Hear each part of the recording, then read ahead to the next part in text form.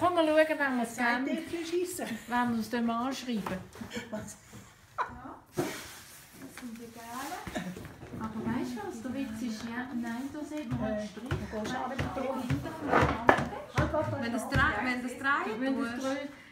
weißt du, eigentlich noch da sieht man nichts. Weil der Stift hat es ja nicht angegeben. Du nicht so Da ausbessern. jetzt gerade Kerbe, das ist doch mit dem Material so.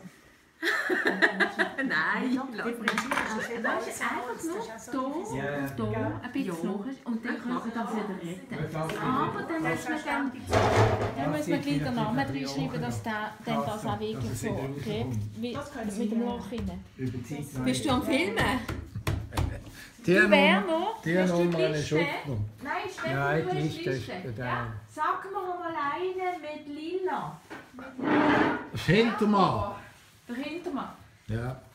Bieder drauf, Also schreibt man Bieder da. Franco Cecere, Alain Edelmann, Man schreibt Heinz Bieder. Geiger, Rudolf Hintermann und Geiger. Louis Weisskopf. Werner, wem soll ich es anschreiben und wo schreibst du es an? Hier innen? Das weiss ich noch nicht. Alles innen?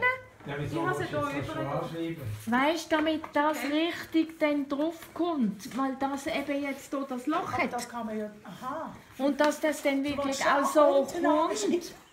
Weißt du? Sie tut es jetzt noch ein bisschen nachschneiden, dass man die blauen Striche nicht sieht. Und dann könnte man es innen anschreiben, damit das wirklich dann auch innen kommt. Das Loch. Das Loch, meinst du, das ist noch vernünftig? Aber meinst du nicht, dass die Schneiderin sich achtet darauf, wo die Nein, Striche nein, sind? sie nimmt dann das so, wie es angeschrieben ist. Ja, oder man kann es so Interessant. legen und sortieren Schreibst du und so es so da an.